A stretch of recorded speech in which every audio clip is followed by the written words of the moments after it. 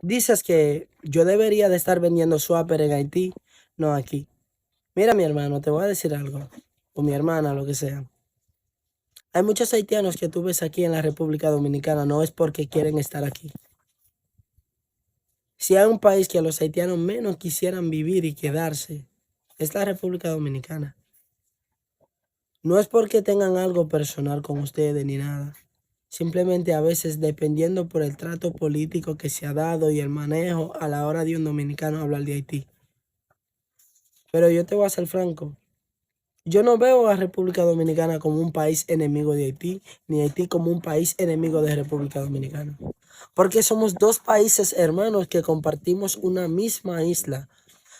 Podemos ser gatos con perro, pero estamos dentro de la misma jaula, tenemos que aprender a compartir. ¿Me entiendes? Tenemos que aprender a ser solidario, vivir en armonía, en amor y paz, porque ya está hecho el hecho. No se puede borrar, ni se puede echar para atrás. Mientras seguimos vivos, mientras sigue la existencia de Haití, la existencia de República Dominicana, siempre va a haber haitianos en RD. Da igual cómo va a haber dominicanos en Haití.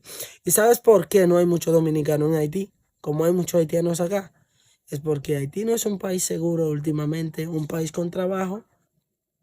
Por eso no hay muchos dominicanos en Haití. Porque a ustedes los dominicanos también les gustan emigrarse mucho. ¿Entiendes? Les gustan ir a buscar mejor vida para otros lados.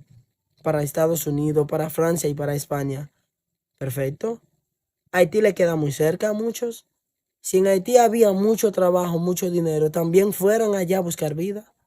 Entonces, como nosotros allá no tenemos lo suficiente por falta de un buen político responsable, por falta de un presidente, nos vamos donde más cerca nos queda. Es mi respuesta para tu pregunta. Pero Haití y República Dominicana no son dos países enemigos.